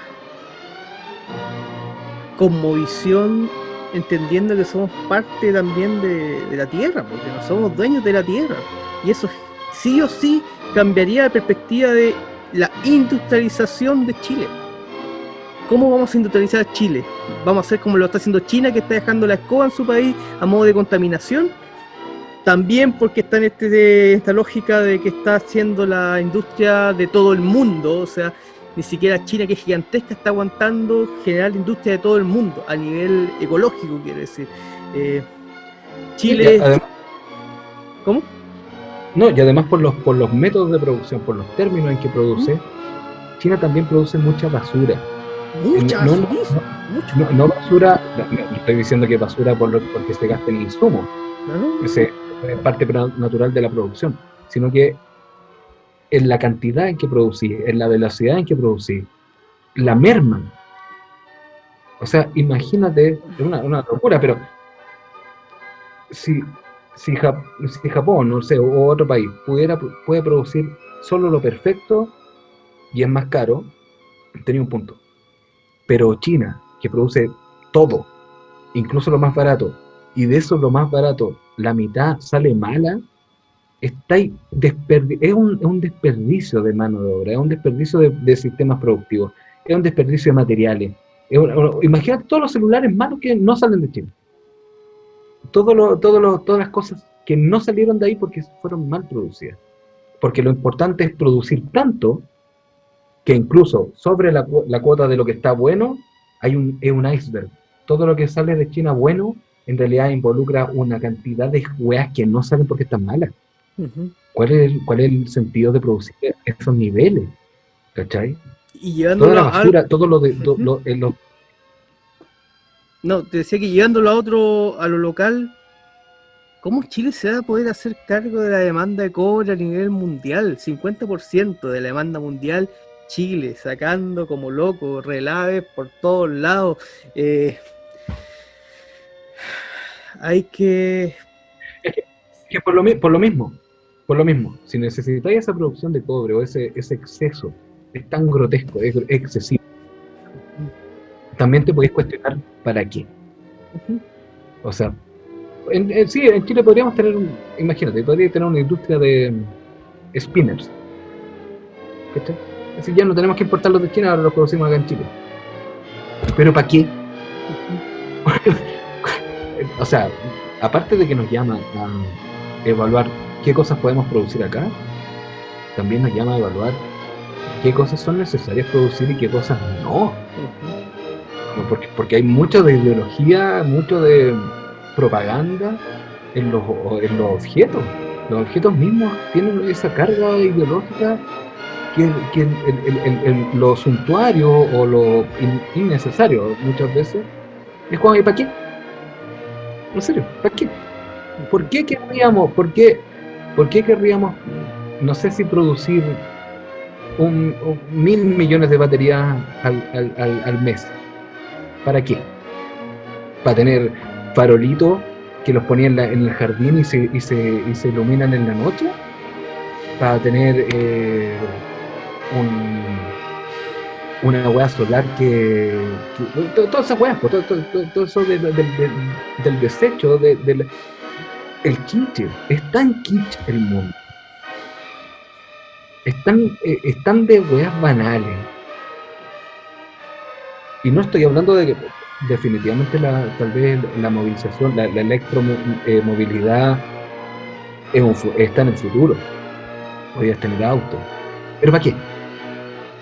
Para ir a comprar, para ir a otro lugar cuando queráis, para necesitar más carretera.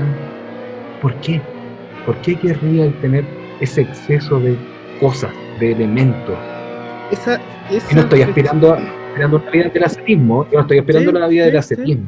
Uh-huh. Soy un consumidor de hueás suntuarias como loco. O sea, desde el alcohol o cosas así, la misma comida, las cositas, hay cosas que me gustan, pero el exceso ya me parece... hay una weá que la otra vez estaba viendo un canal de YouTube de unas argentinas que estaban en Chile. Y era súper loca la weá.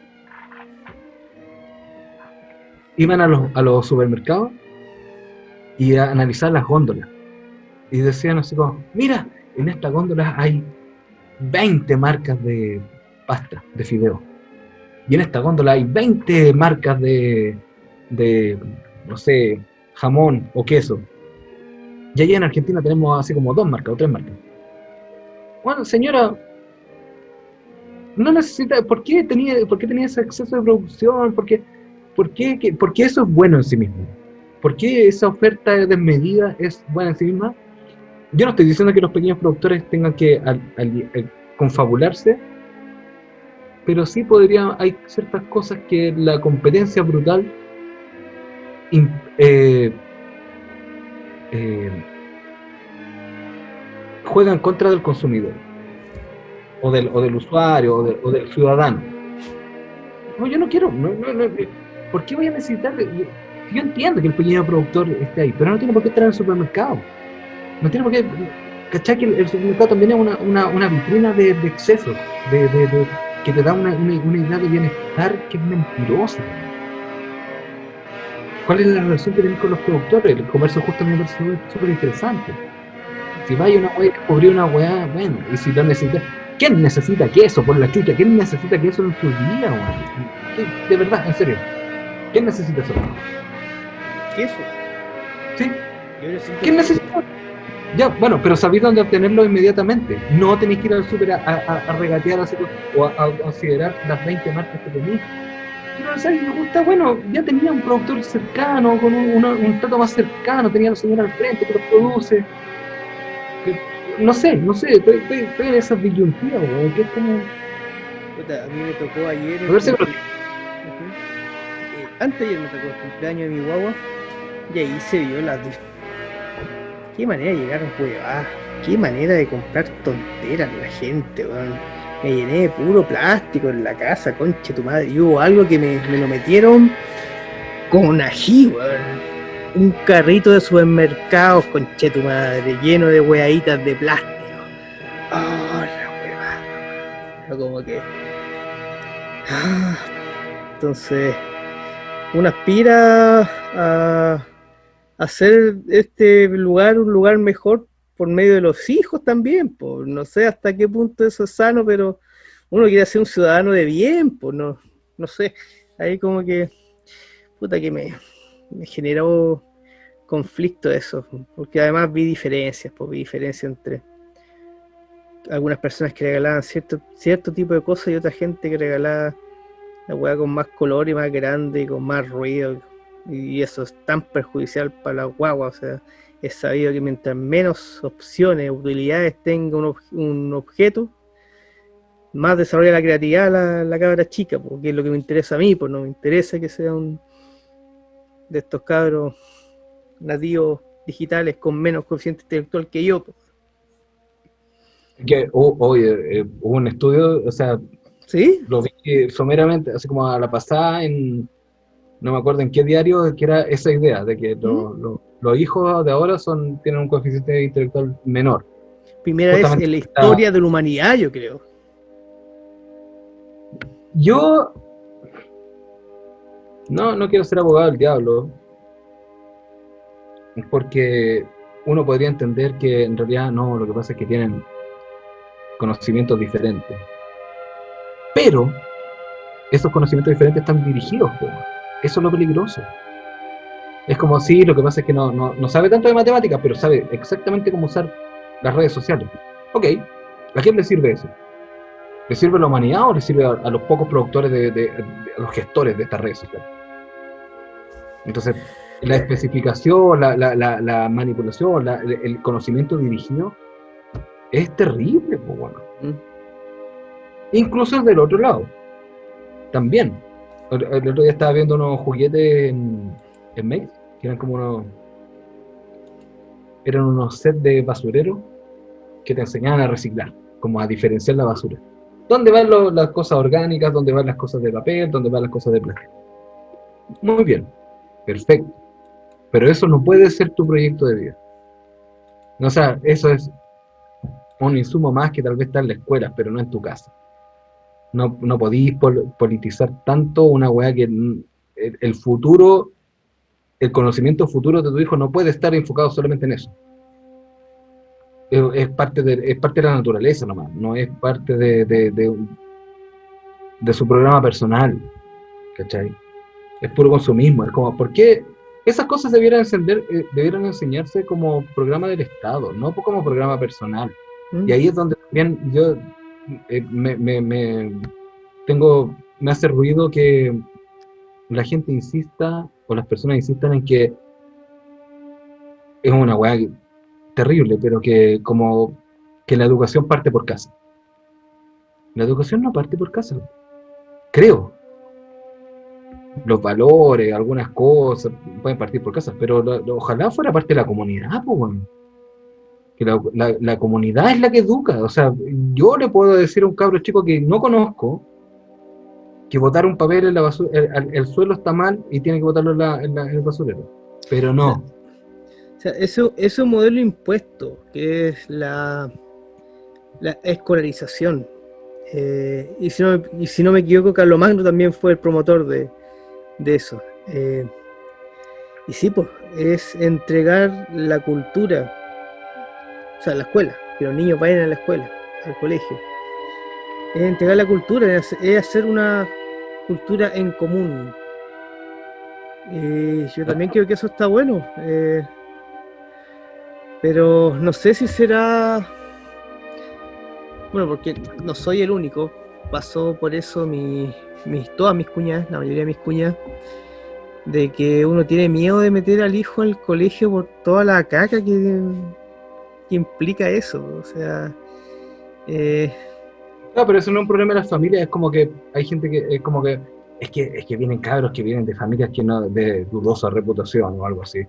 Bueno, el problema no es la dudosa reputación de la familia, el problema es la dudosa reputación del Estado. Sí, totalmente. No, sí. Pero es como está pasando un poco lo que pasa con la salud pública. La gente no conoce la salud pública y prefiere la privada porque cree que la pública es mala casi como por propaganda. Claro. Ahora, Por propaganda. es mala, pero el problema no es que la salud pública sea mala, es que también lo que ellos creen que es bueno también es malo. Sí. O sea, la salud privada también es mala, ¿cuál es el problema? Y más encima, la mayoría está subsidiada por el Estado para que sean igual de malas que la salud pública. Solo que tienen edificios más bonitos.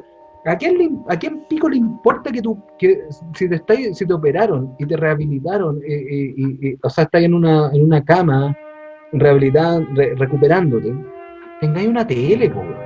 ¿A quién le importa esa weá, weón? Si lo importante es que no es la tele, lo importante es que el precio, el costo de tener TV cable, la tele, las paredes pintadas, no estoy aspirando a una weá muy rupestre o pedestre, no sé, pobre, sino que lo importante son los trabajadores de la salud.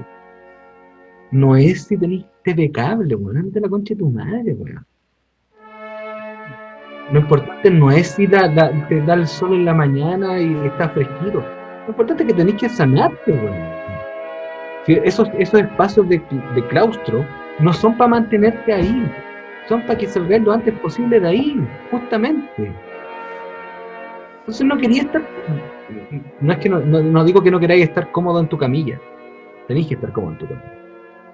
Pero lo importante es que salgáis luego de ahí y te recuperéis luego, no que te sintáis cómodo estando hospitalizado, po.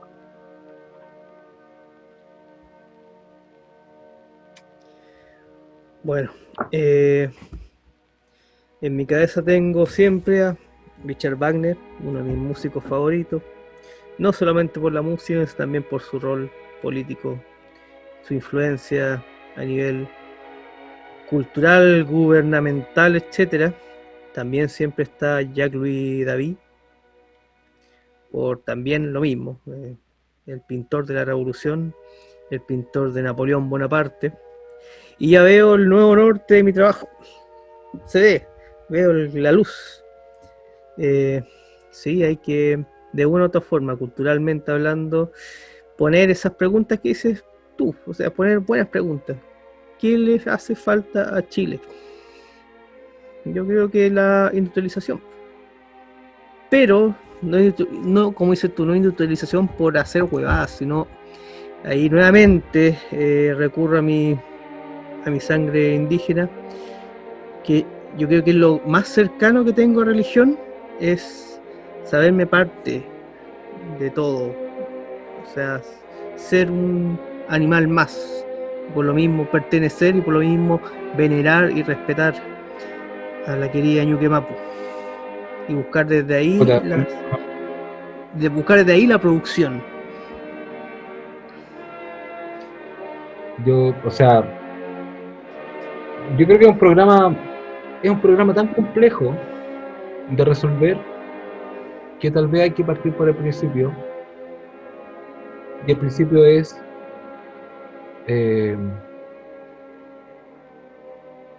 ni siquiera, o sea, hay tantos conceptos que nos metió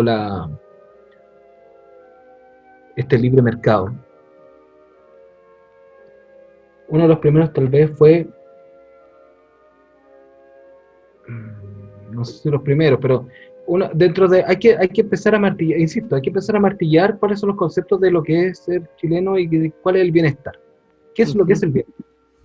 Y el bienestar tal vez no es la casa propia. El bienestar tal vez no es el auto, tal vez no es la tele más gigante. O sea, ojalá no sean el consumo irresponsable.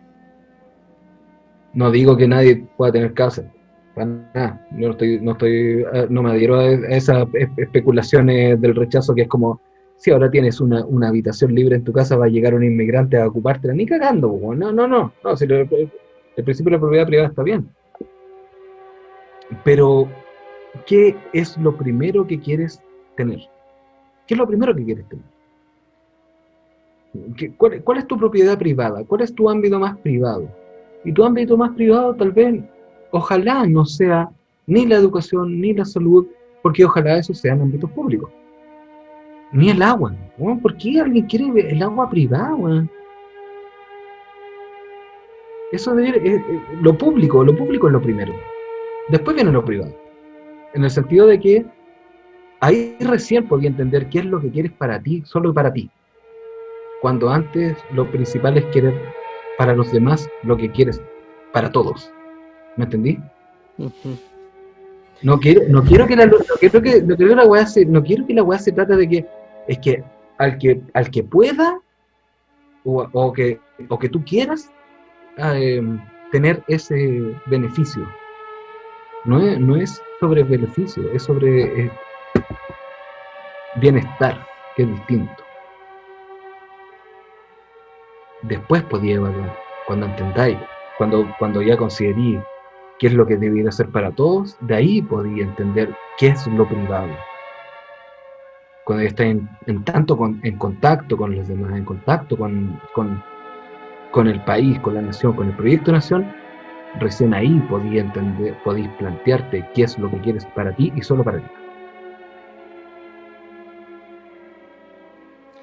¿Sabes lo que envidio un poquito de los mapuches? De los verdaderos mapuches. Yo soy un mestizo, ¿no? Tengo abuelo mapuche, pero yo soy chileno. El orgullo que hice, el orgullo de ser mapuche, ¿no? Porque la verdad es que yo no le podría exigir a ningún chileno que me diga eso, porque puta que nos trata mal esta cuestión. A no ser que sea un cuico, soy chileno de corazón, así como el cuico zorrón, eso. Ese buen no vale para mí. Pero patriotismo es chauvinismo, claro, otra cosa. me encantaría, pucha, que el chileno pudiese sentirse orgulloso, no por huevadas, no por Copa América ni nada. no sería la raja, pues bueno, o sea, Sería la yo raja. admiro mucho ahora, viéndolo como turista, no he vivido ahí, pero admiro mucho el sentimiento y cómo han digo, promulgado su cultura a otros países de Latinoamérica. El peronismo, po, bueno, el peronismo es esencial en Argentina. Pues, yo he estado estudiando sobre el peronismo como, o sea, en un lugar donde el 80% de la población era italodescendiente o italiano de primera generación, recién llegado, desarrollaban un sentimiento nacionalista, pero no en base a weas, pues sí, Argentina fue autosuficiente durante mucho tiempo y hasta le dio para vender afuera, pero autosuficiente, pues, era peronismo. Yo envidio el periodismo, yo cruzando la cordillera soy un muchacho peronista. Sí, sí, definitivamente. O sea, yo, por otro lado, yo insisto, como turista nomás, pero qué guay más bonita es Perú, weón. Sí, Ahora, también. los locos tienen un sesgo racial que no me tinca para nada, no me parece. Pero, ¿cómo en una cuadra entendís todo lo que pasa en el país? Es como, está todo ahí. Insisto que eso es como turista, ¿eh? Porque yo entiendo que hay muchas weas, yo lo viví como turista, no de élite, pero privilegiado, po. Pero también defienden sus cosas, tienen no tienen el pudor, no son pudorosos. Es una wea que debiera decir la Constitución, así, no hay que ser pudoroso de ser chileno. Y hay mucha gente que es pudorosa de ser chileno. Sí. El pudor, así como como que tenía el imaginario detrás, encima de que queremos ser los jaguares latinos. No, ándate a la chucha, weón, ándate a la chucha. Somos chilenos, weón, somos chilenos. Puta, yo creo que el mestizaje se dio bonito acá, weón. Sí, ya estamos medio románticos, pero yo creo que se dio bonito acá el mestizaje. Pero son muchas las fuerzas que están involucradas acá y siempre ha sido, pues. Sí. En la época de la conquista del país teníamos a los ingleses, a los holandeses metidos acá abajo. Siempre ha sido un espacio en disputa Chile y ahora lo es a todo nivel, a nivel cultural, económico. Entonces estamos siempre ahí en la como estamos tan pegados a la costa, como que la ola está todo el rato de la ola queriendo entrar, ¿cachai? Como que Sí, y se recoge y entra y se recoge y entra, pero pucha, sí, pues uno no le puede pedir al chileno que sea orgulloso de ser chileno, pues sí, las cuestiones han funcionado tan como las más encima pelotas. después de la dictadura, cuando de alguna forma te enseñaron, o sea, no te enseñaron, sino que producto de todo el patriotismo no el patriotismo, todo el neoliberalismo que trajo consigo la dictadura. El patriotismo lo tenía Allende, Sí, su socialismo con olor a chicha y empanada, pues. claro, pero es que hasta eso está hoy súper venido a menos porque está mal entendido. Está tan mal entendido. Yo no quiero un país huachaca. Porque Obvio que no. Huachaca ya es mirar tan a menos todo lo que pasa, weón. Ahí es donde me perturba un poco la weá, así como que alguien me venga a decir que esto no es racial ni xenófobo, sino que alguien me venga a decir que la cocina de otros países es más importante que la chilena. Ante la chucha, es porque no he sabido entender cuál es la cocina chilena, cuáles son las tradiciones chilenas. Y todo es pudoroso, insisto, todo es súper pudoroso. Es como, es que es tan feíto, es que es tan malito. Es porque queréis ser Estados Unidos y no querías integrarte a la comunidad, weón. Si lo feíto, de otro lado también es feíto, po, weón. Esa weá que decía como sea Guarelo y que repetía como loro Pablo Serra, weón, de que la cazuela es la comida más rasca. ¿Qué es? No, la cazuela, pues, La cazuela tenéis que ponerle otro nombre nomás. En Francia se llama Cazuelé. Bruyena. No, se llamaba como Bruyena, no me acuerdo cómo se llama. En Europa, en algún momento, bueno, en todos los países yo creo, pero pensemos en Europa, en algún momento la agua más modesta que había era una olla con agua hirviendo donde la gente tiraba hueá encima y cocía hueá. De ahí salen dos platos clásicos, que es como ¿La carbonada? no. Se llamaba como poulet froid, puede ser. Que era como, Francia. Todavía estamos en Francia, ya. todavía estaba en Francia. Creo que se llamaba poulet froid, que es como, o poulet tois, que era como pollo pato, era pollo cocido, una wea, con verduras cocidas. Y te lo presentaban.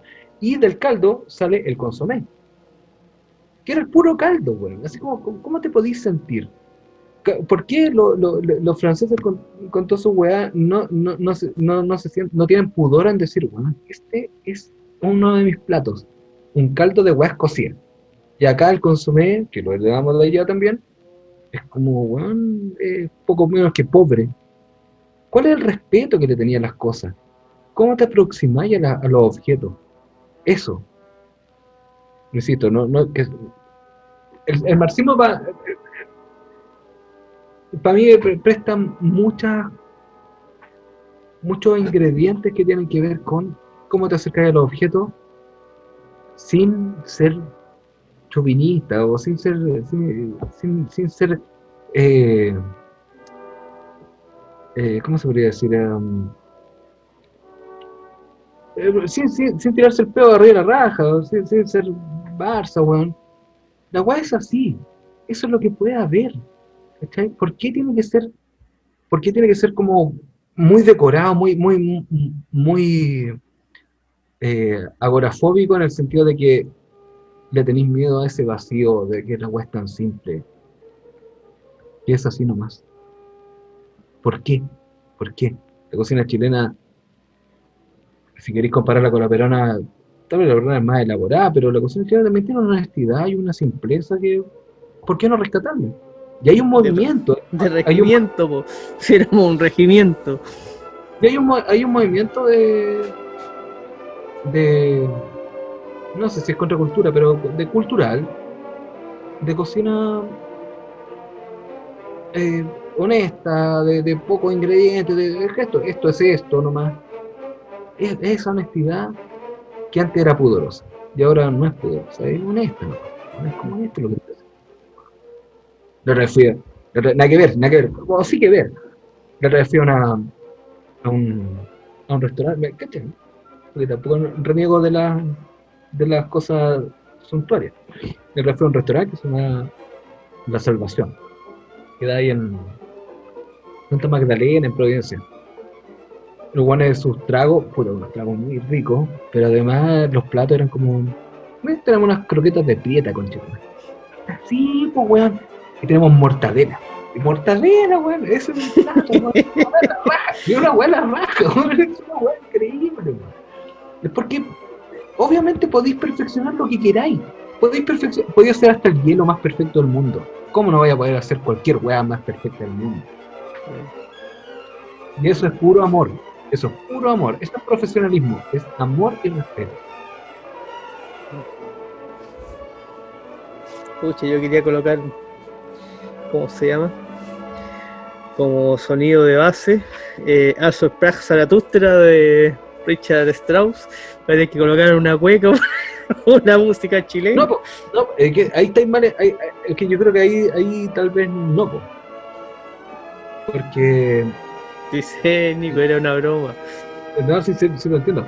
Pero claro, es como la idea de. Es tan pudorosa la idea del nacionalismo o de lo nacional, digámoslo así, que los buenos han inventado variaciones para poder hacerla menos honesta. Es como la cueca chora o lo mismo huachaca. Es como es que el chileno es así y tenía bombo fica. Es que el chileno. No, bueno, no. Son puras caricaturas. Esos weones son puras caricaturas. ¿Por qué eres tan pudoroso de aceptar que esa es la wea? Que la wea es más simple, weón. No tenéis que ensalzarla con tonteras, weón. Con ideologías, weón. ¿Por qué no podías aceptar que la weá es así? Y en ese Como- sentido yo entiendo más el Orson Sprague, Zaratustra o eh, ¿cómo se llama? 1814. ¿Cuál? Ah, la de Tchaikovsky. Sí, pues. ¿Qué es No como, sé, weón? no consumo a Tchaikovsky, pero sé que es cuando los rusos le ganaron Y a los franceses. los cañones, los cañones. No tenéis pudor en meter unos cañonazos a la wea. Ujú. Porque es parte, es como que alguien podría decir es pervertido, fuera de norma. No, weón, también es un instrumento. Los cañonazos también son un instrumento. Mm. ¿Por qué no? Ya, Nico, estuvo buena la conversación. Vamos, Sí. vamos a terminar con.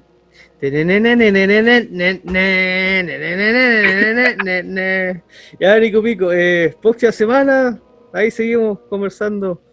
Para Sí. salir más temas, está bien así.